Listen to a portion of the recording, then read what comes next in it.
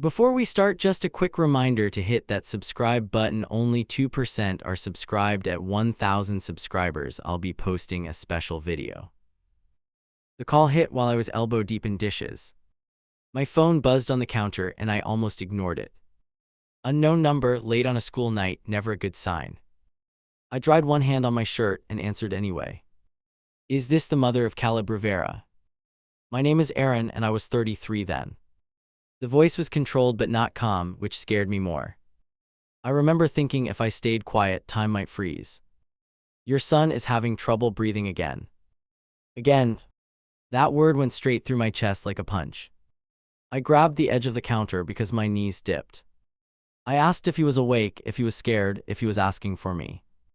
The nurse paused, which told me more than her words. We need you to come in right now, she said. My brain went blank, which honestly felt safer than thinking. I hung up without saying goodbye because who cares about polite? The plate slipped from my hand into the sink and cracked.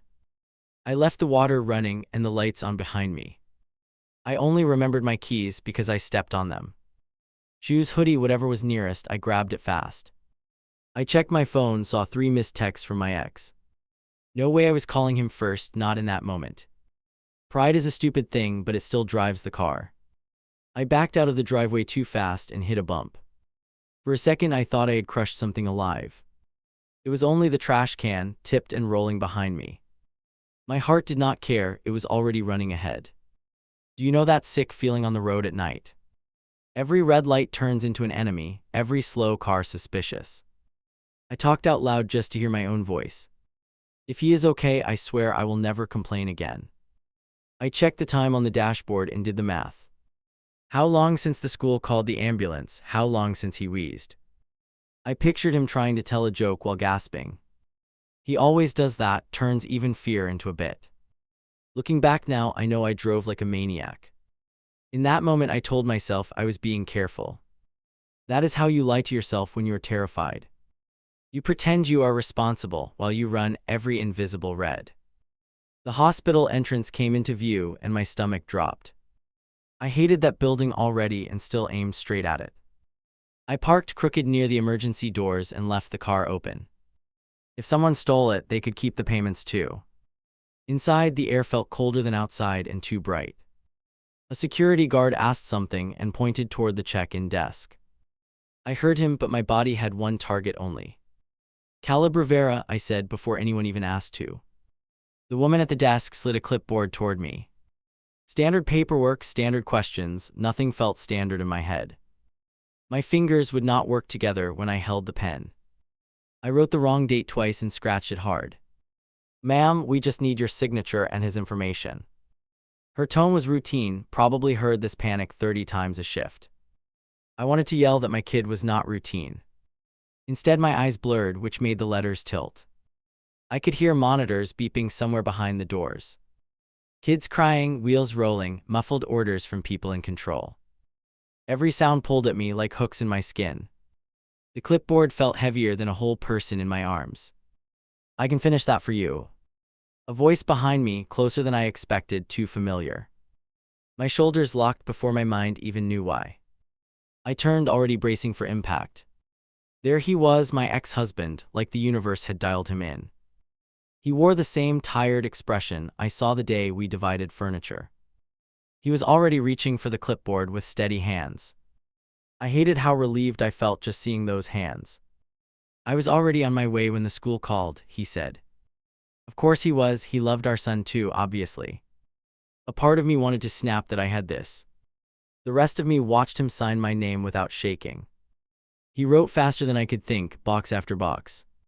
Insurance, contact numbers, allergies, every little piece of our life.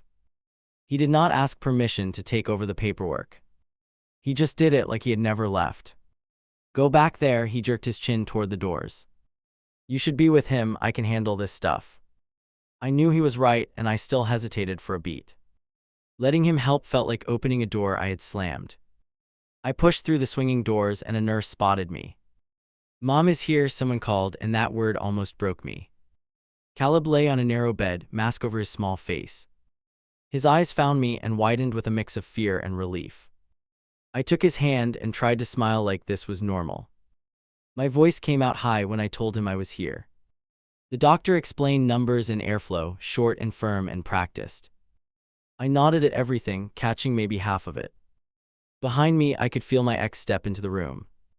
I did not need to turn to know exactly how he stood, one hand in his pocket, one rubbing the back of his neck. That is his worried stance, and yes, I still knew it. He moved closer until our shoulders almost touched near the bed. He did not say anything clever or dramatic or huge. He just stayed there, a solid shape at my side. That was the first moment he started feeling like home again. The first time he touched my shoulder that night, I flinched. He dragged a chair toward me and it scraped the floor. The sound made me jump harder than any of the alarms. His hand brushed my shoulder as he sat and I froze. I pretended to focus on the monitor so I did not move. Sitting that close to him felt almost as risky as the numbers. The doctor stood at the end of the bed and watched the screen. He adjusted a dial, then glanced at both of us together. Breathing is improving, but we are keeping him overnight for safety. You can go home for a while if you need rest. Both of us answered no at the same exact moment.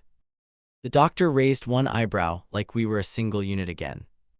He shrugged, checked a few lines, then left us with the nurse. She tightened the strap on the mask while I held Caleb's hand. Behind me, his knee bumped my chair, and neither of us shifted. There was nowhere else to put that chair or my feelings. Caleb coughed hard and the monitor jumped and my spine locked. The nurse leaned in fast and checked the mask seal with practiced hands. His chest rose again, slower but steady enough to make her relax. My fingers kept trembling long after the numbers settled back down. A cup appeared in front of me and his knuckles brushed mine. "Drink something before you drop," his voice came out low and tired. He nudged the cup against my hand until I wrapped my fingers around it. I wanted to throw out some sharp comment and prove I was fine. Instead, I took a small sip and felt my stomach flip anyway. Needing anything from him felt worse than the shaky legs under my chair. The room quieted once Caleb drifted into a shallow doze between coughs. Machines hummed in the background, a steady reminder that nothing was normal. We sat on those awful chairs with our elbows almost touching in the middle. "You look wrecked," he studied my face like I was another chart. I told him he did not look much better, which was annoyingly untrue. We started comparing whose week had fallen apart more, like it was a contest. He mentioned a meeting he bailated on to come here, eyes on the floor. I almost brought up child support and stopped because the nurse was right there. Instead, I asked how our older one was holding up at home. His jaw tightened before he answered, and that told me more than words. He said she was with his sister for the night, which surprised me. I had not known he even still talked to his sister regularly. That stung more than I wanted to admit, so I looked at the monitor again. We were co-parenting a sick child and somehow strangers with basic information. I realized how many doors I had slammed on purpose, and not only at home. Around midnight, a nurse poked her head in and frowned at both of us. "You two need to stretch or you will not stand up later." I tried to stand and my legs argued, which proved her point fast. He reached out on reflex when I wobbled, fingers circling my wrist tight. For a second, my hand fit in his like nothing had ever cracked. I pulled back too quickly and muttered thanks, then walked the hallway alone. I stretched my arms, rolled my shoulders, tried to shake off the contact. His touch still buzzed along my skin like I had grabbed an outlet. I hated that my body remembered him so easily when my mind tried not to. By the time I walked back, my heartbeat had not slowed at all. He was leaning over the vending machine with his wallet out when I returned. "You still like those peanut bars?" He punched a button and glanced over. I almost asked how he remembered that, then remembered of course he knew. Years of groceries do not disappear just because a judge signs papers. I took the candy anyway because I was too tired to protest convincingly. Back in the room, Caleb stirred and groaned and reached a hand toward us. I was closer, but his eyes flicked from me straight over to his dad. He whispered something through the mask, and we both leaned in to catch it. "Stay right here, both of you," his fingers curled around ours like anchors. There was no way to argue with that request, not without breaking his trust. We ended up on opposite sides of the bed, hands linked over his blanket. Our fingers brushed in the middle and stayed there longer than made sense. Every time Caleb shifted, we tightened together, scared he might slip away. It felt like holding a rope over a cliff, and neither of us let go. Somewhere between those breaths, anger and hurt moved to the corner and watched. Around 3 in the morning, my head kept falling toward my chest in jerks. He cleared his throat once, then slipped off his hoodie and balled it up. "Here, lean on this, or you are going to crack something important." I wanted to argue on principle, but my spine already ached from the chair.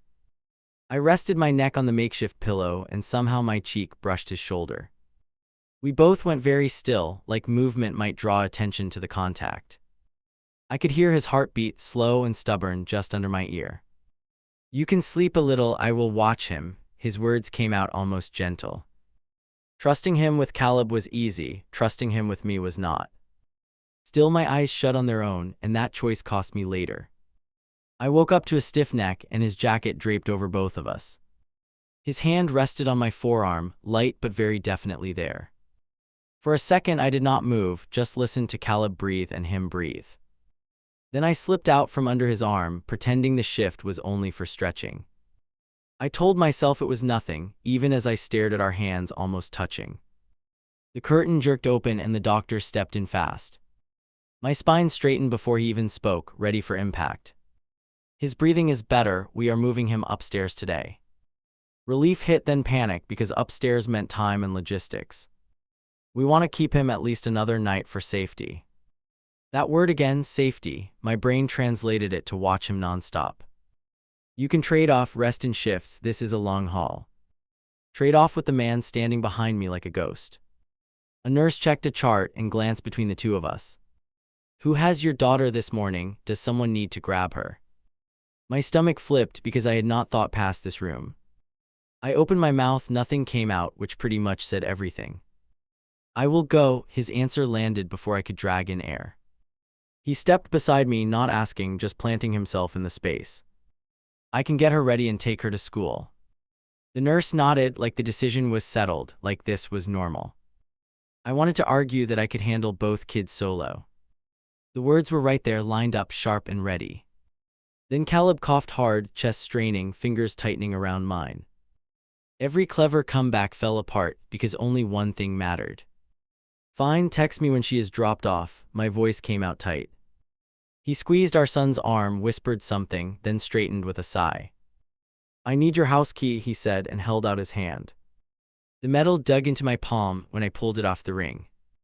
Placing that key in his hand felt like signing something invisible. He tucked it into his pocket like it still belonged there. My chest burned, but I kept my face blank for the nurses.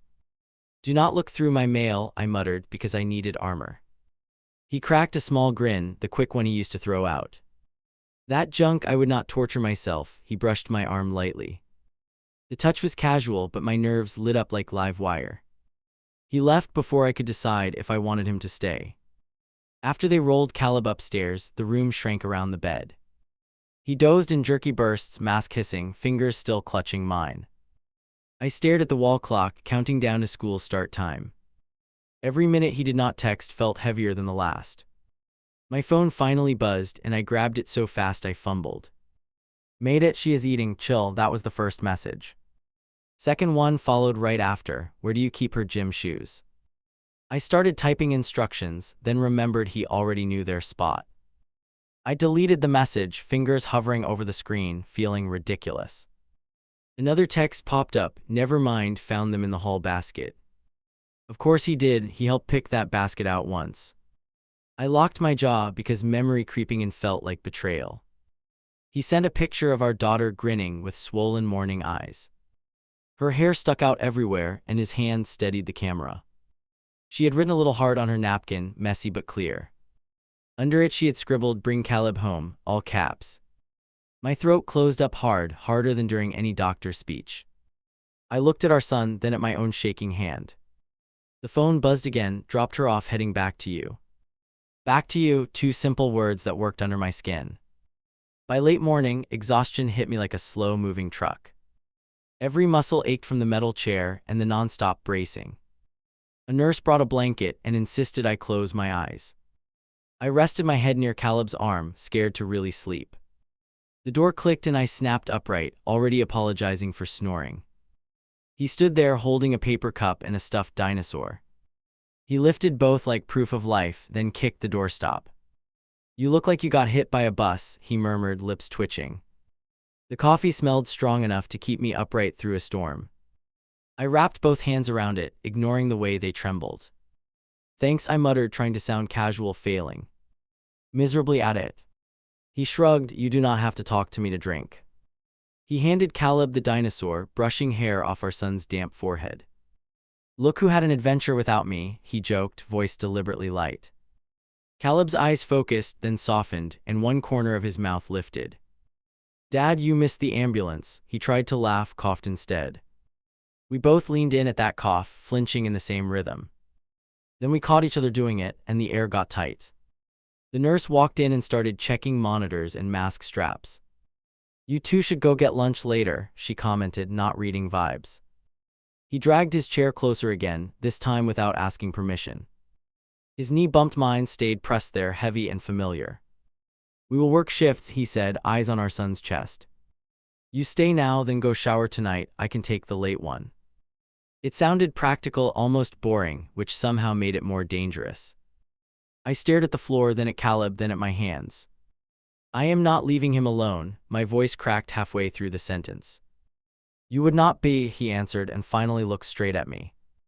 The thing is, I did trust him with our kids completely.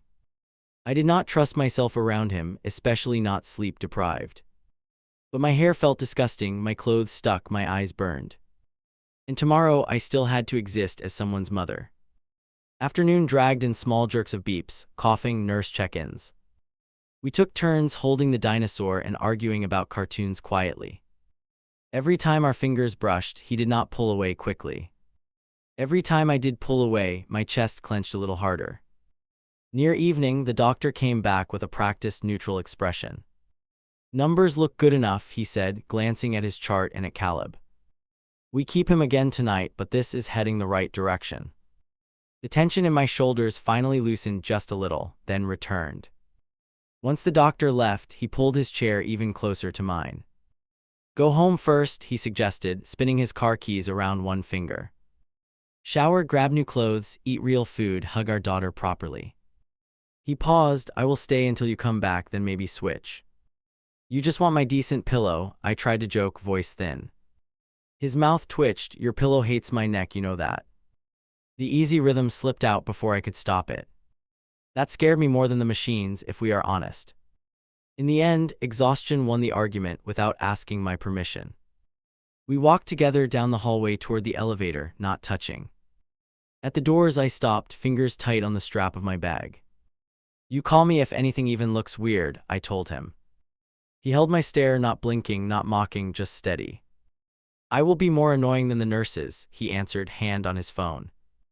The elevator opened with a soft chime, and I stepped backward into it.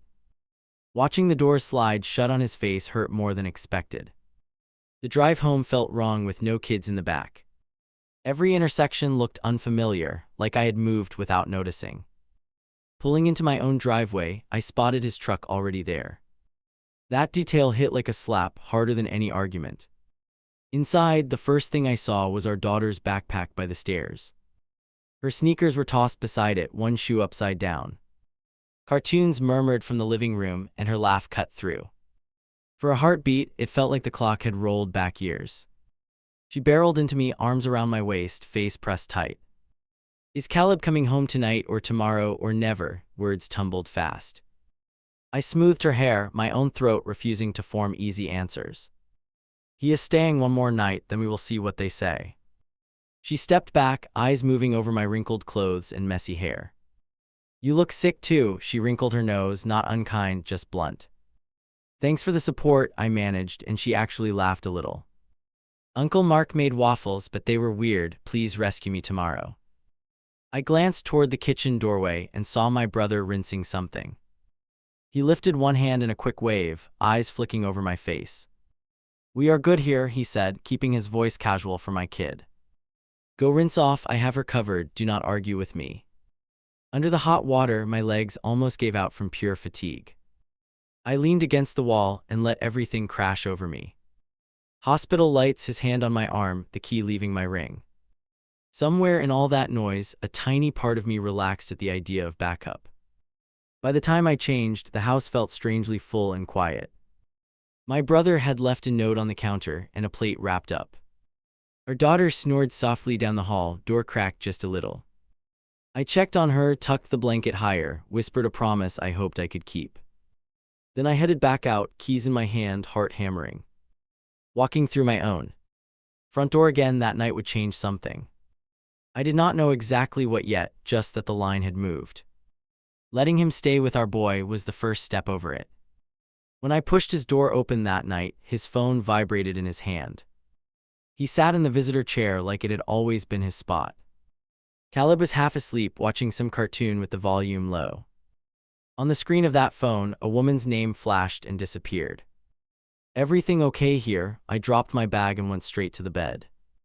He clicked his phone dark so fast it almost slipped from his fingers. "Yeah, quiet afternoon." He ate a little, we watched some stuff. Caleb reached for me and mumbled that we were both too loud. I kissed his forehead and then really looked at the man in the chair. Fresh clothes, wet hair, my hoodie from last night on the back. He had claimed my extra blanket and wrapped it around his shoulders. He looked like someone who belonged in that spot, and that scared me. While I adjusted the blanket over our son, his phone moved again. He ignored it once, then again, jaw tightening a little each time. By the third buzz, he dragged a hand down his face, frustrated. "Just answer it," I said without turning because the silence buzzed louder. "I will call her back later." His voice dropped on the last word. Her. That syllable landed heavy enough to shift the air between us. I straightened slowly and faced him, waiting for him to fill the gap. "Who is her?" I asked, keeping my tone polite and sharp at once. He stared at the muted cartoon, like the ceiling might rescue him. "A friend." His leg bounced under the chair, a tell I knew too well. "She is freaking out because I disappeared on her this week." So there it was, not just his life with someone. Sick part is, this should not have surprised me even a little. I still felt something hot rise in my chest, so fast it burned. "Does your friend know you are camping out in my kid's room?" He winced and glanced at the doorway, checking for nurses, always practical. "It is not like that, relax. I just did not explain everything yet." Another vibration cut through his sentence, almost on cue, almost mocking. Caleb shifted and his hand slid over the blanket between ours. "Do you need to step out and call her?" My words came out cold. "If she thinks you vanished, that sounds kind of serious to me." He shook his head and leaned closer to our son, dodging my eyes. "I am not leaving him alone tonight. I will deal with it later." That answer should have softened me, and part of me let it. The other part saw the pattern unfolding right in front of me. He had done this before, avoided hard talks until they blew up. I watched him stroke our son's arm while ignoring the life buzzing his pocket. Caleb drifted off fully, breath steady and loud through the mask. The room got dimmer as the hallway noise dropped and visiting hours ended. Nurses walked by now and then, their shoes soft and quick outside. Inside, the only movement came from his bouncing knee and my clenched jaw. "You live with her?" I finally asked, voice so low it barely carried. His knee stopped and he stared at the floor between his shoes. "Yeah," he answered after a beat, dragging out that single syllable. "We are trying something real, or we were before this week." That one hit harder than any insult we ever threw in court. So he had a whole trial run at a new family already.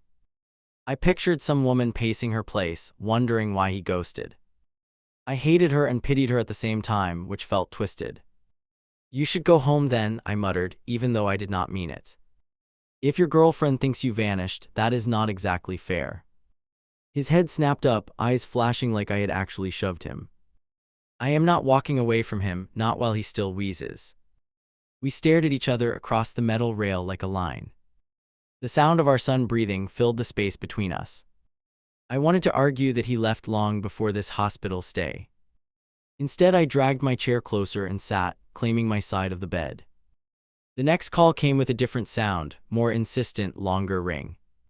He cursed under his breath and dug the phone out of his pocket. He glanced at the screen, thumb hovering, shoulders pulled tight toward his ears. Just answer outside, I whispered, because the tension made my skin buzz. He stepped into the hall, door closing until only a narrow gap remained. I could hear his voice low and rushed, then sharper, then softer again. I caught slices of words, nothing full, just little shards that cut. Hospital, no, I did not cheat. Kids, I should have told you.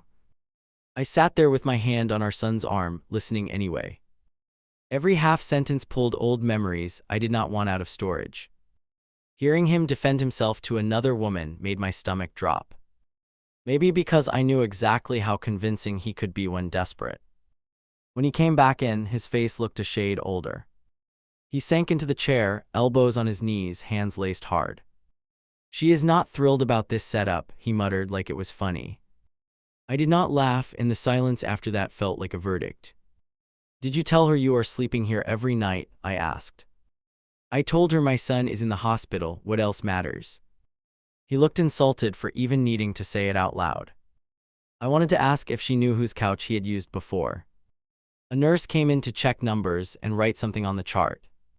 She glanced at both of us, picking up whatever sat in the air. Parents can use the family room if you need a real nap. Parents, the word landed heavy, simple, impossible to argue with. I will stay, I said, hand still on the blanket near our boy. He nodded and stood, stretching his back until it cracked loudly. I will grab coffee, maybe walk around, do not fall over. He left me alone with the hum of machines and my thoughts racing. While he was gone, I checked my own phone out of reflex.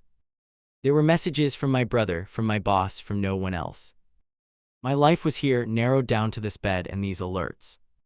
His life clearly stretched past this hallway, and that truth stung. He came back with 2 cups, shoved one into my hand without comment. For a while we sat in near silence, trading small updates about breathing. Every now and then his phone lit up upside down on his thigh. He did not reach for it, but I saw the muscle jump in his jaw. Much later, when the room got quiet enough to hear every little shift, he leaned back and stared at the ceiling like it had answers written. I did not plan this, he said finally, voice rough, eyes closed. Any of it you heard, this room, all stacked on top of each other. I watched him, this man who had once been my entire future. I thought about the woman waiting somewhere, replaying every unread message. I thought about our son between us, hooked to monitors, trusting us both. I realized we were about to pull someone else into our mess.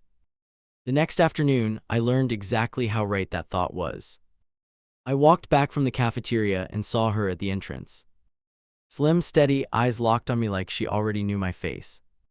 She stood there with his hoodie in her hands, and my stomach dropped. You must be Aaron. That was the first thing out of her mouth.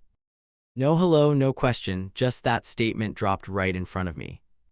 She stepped closer, fingers clenched around his hoodie like she owned it. I stopped a few feet away, tray shaking in my hands. Yeah, my voice came out flatter than I intended. I set the tray on an empty chair before I dropped it. Up close I noticed she looked tired, not just put together. That annoyed me because I had wanted her to seem fake. I am Ashley, she lifted the hoodie a little between us. He left this at my place 3 nights ago. My ribs squeezed because 3 nights ago we were in that room. She watched my face the whole time, looking for a flinch. You are the girlfriend, I went for neutral, missed by a mile. Her mouth tightened, barely a change, but I caught it anyway. I live with him, she answered like that detail mattered a lot. Or I did, until he moved into the hospital with you. I laughed once, sharp and ugly, because that was easier than crying. You think I asked for this setup? I jerked my head toward upstairs. My kid cannot breathe without help, that is why he is here. Her grip shifted on the hoodie, knuckles whitening around the fabric. I know why your son is here, she glanced toward the elevator. I also know my texts have been delivered and not answered. She took a breath, eyes never leaving mine. So I am asking you directly, are you 2 back together? That question landed harder than any insult she could have thrown. My first instinct was to shout no, absolutely not, never again. Another part of me replayed his hand on my arm and shoulder. I hated that my answer was not instant, so I forced one. We are co-parenting a sick kid, nothing else, my jaw locked tight. If he gave you a different story, that is between you and him. Her lashes flickered, the first crack in her controlled expression. Except he has been sleeping here and using your address as an excuse. Right then the elevator opened, and there he was with a snack bag. He stepped out laughing at something on his phone, then saw us. The smile vanished like someone hit a switch in his chest. Hey, he started, voice dropping, one hand dragging through his hair. Ashley tossed the hoodie at him, hard enough to smack his chest. Surprise, she said, eyes bright in a way that made me nervous. People walked around us, flowing past, pretending not to stare. I stepped back a little, giving them space and giving myself distance. You should not be here, he muttered, glancing toward the nurses. His shoulders hunched like he expected security to drag her out. He is trying to rest, we do not need drama near the room. She laughed, sharp and disbelieving, and a nurse looked over from the desk. Drama, her voice dropped, but you could hear the hurt in it. You vanish from our place, you stop answering, you move in here. She pointed between the two of us, hand shaking now, control slipping. And I am the one bringing drama into this building. I felt eyes on us from every direction, that hospital kind of attention. The kind where people pretend to read charts while listening hard. I put a hand up, not touching anyone, just cutting through the air. Take this outside, I warned quietly, my son does not need this noise. He looked at me, then at her, trapped between both worlds. For a second I almost pitied him, which made me angry at myself. Ashley folded her arms and shifted her weight, digging in. If we step outside, he will never come back, she said. That sentence sat there, heavy and horribly believable. She knew how to hit him where it hurt, I will give her that. He flinched like she had reached straight into his chest. I am not leaving him while he is hooked to machines, he answered. Ashley dragged in a slow breath, eyes bright now, voice steady again. I am not asking you to abandon your child, she said clearly. I am asking if you're done with me and too cowardly to say it. Someone at the desk cleared their throat, pretending to rearrange forms. I did not cheat on you, his hands spread, empty, palms up. I have been here all week, that is literally all I have done. Her gaze slid my way and back to him, measuring every syllable. You are sleeping in your ex's room, that is cheating enough. He stepped closer to her, lowering his tone, trying to corral the mess. She is the mother of my kids, we share responsibilities, that is it. He said it like a script he had practiced on the drive over. For some reason, it still stung in a place I thought was numb. Ashley watched both of us, breathing fast, fingers digging into her arms. You cannot stay in two houses at once, she finally whispered. Pick one and quit pretending emergencies let you dodge the decision. Then she turned and walked away toward the exit without waiting for an answer. He started after her on instinct, then stopped halfway across the lobby. His shoulders lifted, dropped, then he turned back toward the elevator. I stood there with my empty hands, feeling weirdly responsible for everything. The doors opened and we rode up in silence, both staring straight ahead. Inside the room, Caleb slept with one arm flung across the dinosaur. I adjusted the blanket, more for something to do than necessity. You should call her, I said, eyes on the monitor, voice low. If you lose that relationship, do not you dare blame this kid. He leaned against the wall, head thudding back softly. I told her the truth, he muttered, sounding exhausted and defensive. She thinks truth plus proximity equals betrayal, I do not know. I wanted to say I understood that math a little too well. The next morning the doctor came in with a very different tone. His breathing has stabilized, we can discharge him later today. Relief washed through the room, messy and overwhelming and sharp. My eyes filled, and this time I let it happen without apology. Home tonight, Caleb's voice came out scratchy but hopeful. I nodded and squeezed his hand, throat too tight for words. He turned his gaze toward his dad, looking for confirmation there too. Both of you at home, he asked, simple and deadly. We will set you up on the couch and keep watch, his dad answered. Mom's place has all your stuff ready, it is easier there. He kept it practical, but our son's face lit up anyway. He had just heard we would be under the same roof again. Driving home later that day felt unreal, even now remembering it. He carried the discharge papers and his backpack, walking beside us. Our daughter sprinted down the front walkway when she saw the car. She threw herself at her brother first, then latched onto both of us. Family hug, she yelled, not caring who heard across the street. We ended up in a tangled pile on the grass near the step. For a moment I let it happen, let myself sink into that picture. Then I caught my neighbor watching from her porch, eyebrows raised. Inside the house, he moved around like he had never been gone. He grabbed the nebulizer from the hall closet without needing direction. He checked the medicine schedule, sticking the paper on the fridge.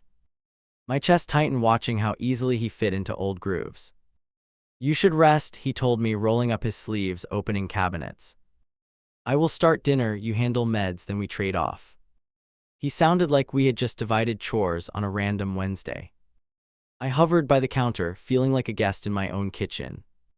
Our daughter trailed him everywhere, chattering about school and FR. "You are staying tonight, right, and tomorrow, and maybe forever." She dropped the last word casually, but her eyes searched his face. He glanced toward me before answering, which told me everything. "I am staying until your brother stops sounding like a train," he joked. She giggled and darted off to show him a drawing on the fridge. My phone vibrated on the counter, and a message preview flashed. "Unknown number, this is Ashley. Is he living there now?" I turned the screen face down without answering, fingers suddenly clumsy. That question dug right under my skin and sat there pulsing. I looked at the man stirring something on the stove like routine. He reached up to the cabinet where the plates still lived, zero hesitation. Later, after dinner, we settled both kids on the couch with a movie. He tucked a blanket around them while I set up the inhaler. Our son leaned against his shoulder, our daughter curled against my side. If anyone had walked in, they would never guess anything broken. Halfway through the movie, he glanced at the clock and then at me. "I can stay on the couch tonight in case he wakes up rough." My brain screamed no, my body already knew how this would go. Both kids heard him and turned those hopeful eyes straight toward me. "Please," our daughter whispered, fingers twisting the edge of the blanket. "Just one night, I sleep better when you both are downstairs." I swear kids know exactly where to stick the knife without training. I exhaled slowly and gave the answer everyone expected. "Fine, couch for tonight," I said, putting weight on that last word. His gaze flicked over my face, catching the warning and ignoring it. "Cool," he murmured, adjusting the cushions like this was nothing big. I went upstairs to grab extra sheets and tried not to overthink. In the bathroom, I reached for my toothbrush and stopped mid-motion. Another one leaned in the cup, familiar brand, worn bristles. He had already brought his over at some point during the week. Seeing it there hit me harder than the hospital monitors ever did. I carried the spare blanket downstairs, heart pounding way too loud. He was sitting on the couch, socks off, kids draped across his lap. The TV light flickered over all three of them, easy and domestic. He looked up at me and smiled, small and unguarded. "You okay?" he asked, voice low so he would not wake them. I nodded automatically, even though nothing inside felt steady. I handed him the blanket, our fingers brushing a little too long. He kept holding on when he could have let go. "Thank you for letting me stay," he said, grip warming around my hand. "It feels good being here even with all the chaos." I swallowed hard, staring at his hand wrapped around mine. Some part of me wanted to yank away, another part stayed frozen. "Do not read into this," I whispered, finally pulling free. "This is about the kids and nothing else, got it?" He gave a small nod, eyes saying he heard and did not fully agree. "Sure," he answered, settling back, "about the kids." I watched him stretch out as the movie credits rolled on mute. Our son snored softly against his chest, our daughter limp on his arm. He shifted just enough to get comfortable, like this couch was his again. Right then, I understood exactly how easy it would be for him to stay. The phone buzzed on the coffee table before sunrise. He was still asleep under the blanket, kids sprawled over him. I slipped it from beside his hand and checked the screen. Ashley's name glared up at me with 3 missed calls. For a second I just stood there and watched them breathe. My son's face finally loose, my daughter drooling on his shoulder. He twitched when the phone vibrated again, almost waking. I walked into the kitchen and answered before he did. "Is he there?" "No, hello," just those 3 words in my ear. I leaned against the counter and stared at the night window. "Yeah," my voice came out low, not proud, not ashamed. "He is on my couch, the kids stacked on top." She breathed out hard like she had expected that answer anyway. "So this is your house now, for him I mean." I pressed my fingers to my forehead and shut my eyes. "This is my house," I said, slower, each word deliberate. "I need to hear something straight from you," she continued. "Is he moving back in, or is he just playing house?" My jaw clenched because I hated that I understood her. "I have not decided anything," I told her, which was true. "He thinks he can keep both lives running," she said. "He thinks emergencies buy him endless free passes on hard choices." Her tone shifted from angry to tired, that dangerous, exhausted place. "You have kids with him, you are stuck no matter what." "That does not mean I live with him," I answered. "He showed up because our son could not breathe, that is it." My voice wavered on the last part, which we both heard. "Please do not let him rewrite this as some destiny crap." Zil. Incest stretched for a beat, then another, long and heavy. "When he walks out of your door, I am done," she said. "If he stays parked there, he loses me for good." Her voice shook, but the words themselves were steel. "He needs to pick something that is not just comfort," she added. "If you let him drift, he will never choose anything real." That last line went straight through whatever defenses I had left. Because deep down I knew she was not wrong about that. I told her I heard her, which was the safest truth. I did not promise anything because I was not her partner. We ended the call without fixing one single thing between us. I set the phone down and stared at the dark screen. Behind me, I heard the couch creak and someone shift. "Who was that?" His voice floated in, still rough from sleep. I walked back to the living room and tossed him the phone. "It was the woman who shares your lease," I answered. He caught it against his chest and looked at the display. His face tightened when he saw her name and the call time. "You should not have answered," he muttered, thumb hovering over redial. "You do not need to be in the middle of that." I folded my arms and leaned against the doorway, watching him. "I am not in the middle, you put us all here." He flinched, then checked to make sure the kids were still asleep. "They needed me this week," he said, eyes dropping to our son. "I needed you too," I admitted, which startled both of us. "That does not mean you get to live two stories at once." He rubbed his hands over his face, dragging them down slowly. "What do you want me to do right now?" That question hit like a spotlight I had not asked for. For months I had complained he never asked what I wanted. Now that he did, I suddenly wanted to crawl out of my skin. I looked at the toothbrushes lined up behind him in my head. "Our son has a follow-up this afternoon," I started, keeping steady. "After that, you and I are talking outside that building." He opened his mouth to argue, then saw something in my expression. He closed it again and nodded once, sharp and reluctant. The kids woke up in stages, messy hair and mourning voices. Our daughter climbed over him and demanded pancakes like nothing changed. Our son coughed and leaned into my side, asking about the doctor. We moved around each other, handing plates and meds, hitting old rhythms. If you have ever slid back into something familiar, you know. Your body remembers faster than your head, that is the trap. He reached over me to grab a glass and brushed my back. I did not jump this time, and that scared me more. On the drive to the clinic he drove, I rode shotgun again. The kids argued in the backseat about some game, loud and bright. For a moment, I forgot the months between us even existed. Then my phone buzzed in my pocket with another text from Ashley. At the appointment, the doctor checked lungs and listened and smiled. "Sounds much clearer today. Keep up the treatments, you are doing great." Our son grinned and lifted his shirt again, asking to hear his heartbeat. We laughed together and I could feel the future tugging at us. When we walked out, I steered the kids toward the waiting area. "Grab some water, I need a minute with your dad outside." Our daughter frowned but obeyed, pulling her brother along with promises. I stepped through the sliding doors, heart pounding like I was sprinting. He followed, shoving his hands into his pockets, shoulders slightly hunched. The parking lot buzzed with normal traffic, totally unaware of us. "Okay," he said, standing a few feet away, not too close. "Say what you need to say, I will not interrupt." I stared at the asphalt for a second, then at his shoes. "You cannot stay at my place anymore," I told him. His head jerked up like I had slapped him with the air. "The couch," he gestured vaguely, like the furniture itself was offended. "The couch, the bathroom, the toothbrush, all of it," I continued. "I let you in because our son was in danger." My voice wobbled, but I did not stop to fix it. "Now he is safe enough and you are just comfortable." He laughed once, short and shocked, then shook his head. You think this has been comfortable for me? He asked. I have been sleeping half upright, listening for every wheeze.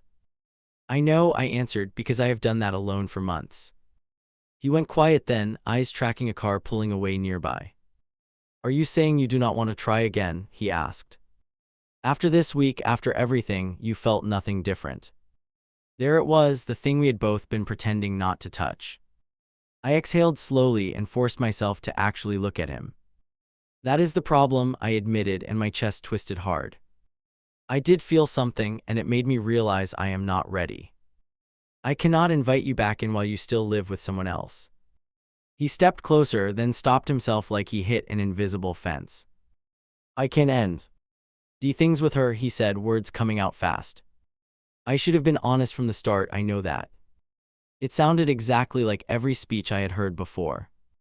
You should not end things because you got caught between couches, I answered. You should end things because it is right, or stay because it is. I will not be the reason you blow up another life halfway.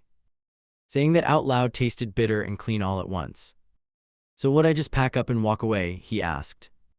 You handle all this alone again, and I see them on weekends. He looked toward the glass doors where our kids waited inside. You know that is not enough for them or for me. You are still their dad, I said, and that part was simple. You can be here for appointments, school stuff, whatever they need. But you will not sleep on my couch or use my shower. The line has to be real, or we will keep blurring it. He studied my face like he was trying to find a crack. When he did not, his shoulders sagged just a little, barely. Is this about Ashley, or is this really about us? He asked. Because it feels like you are pushing me toward a choice. It is about me, I answered, and I meant it this time. I lost myself once trying to hold you and everything else together. I will not teach our kids that love means letting someone drift forever. The wind picked up, lifting papers near the curb, scattering them. For a long moment we just stood there, two people in limbo. Then he cleared his throat and nodded toward the entrance. I will drop you all off, then go grab my stuff. He paused. I need a few minutes inside your place to pack. Those words hurt, which tells you how twisted my brain is. I had wanted him out, and now the idea actually burned. Still, I nodded and walked back inside to gather the kids. My hands shook, but my feet did not slow down. Back at the house, our daughter ran ahead, already planning snacks. Our son trudged behind us, clutching his folder of instructions. He collapsed on the couch with a tired groan and closed eyes. I brushed his hair off his forehead and told him to rest. In the hallway, he stood in front of the bathroom for a second. Then he went in and started pulling his things from the shelf. Razor, deodorant, that toothbrush that had snuck in without permission. He tossed each one into his bag, movements quick and clipped. Our daughter appeared in the doorway and watched him pack silently. You are leaving, she said, not asking, just naming the scene. He froze and looked up, eyes already shining more than he wanted. Not from you, he answered, kneeling so they were eye level. You will not sleep here, she whispered, bottom lip starting to shake. But you will come back for movie nights sometimes, right? He put a hand on her shoulder and squeezed, steady and firm. I will be here a lot, just not every morning and night. She turned to me then, like I was the judge of all this. Do you want him to go? She asked, voice small and raw. My stomach flipped because this was exactly what I had feared. I knelt beside them so we were all stuck in the same frame. I want both of you to feel safe, I told her directly. Sometimes that means we live in different homes but still love you. It also means grown-ups keep their own promises even when it hurts. She studied my face, then his, then wiped her nose with her sleeve. Promise you both still like each other a little, she demanded. He let out a rough sound that was halfway between laugh and sob. I care about your mom, he said, glancing at me briefly. And we are on the same team when it comes to you too. Our son wandered in, dragging his blanket, eyes half closed. You are not sleeping on the couch tonight, he mumbled. The words landed in the middle of the hallway like a weight. Even exhausted, he knew exactly what was going on. Not tonight, his dad answered, ruffling his hair gently. But I am one call away if you cannot catch your breath. Our boy yawned and pressed his forehead against his dad's shoulder. Okay, he whispered, just do not disappear again without telling us. That one hit us both right in whatever soul we had left. He hugged our son tight, then handed him back into my arms. Text me his numbers later, he said, nodding toward the folder. I want to see every checkup, even if I am not here. He lifted his bag, heavy and lopsided, strap digging into his shoulder. At the front door, he stopped and looked back down the hallway. His gaze paused for a second on the bathroom, then on the kitchen. Finally, it landed on me, standing there with both kids behind. I am sorry I made this week messier than it had to be.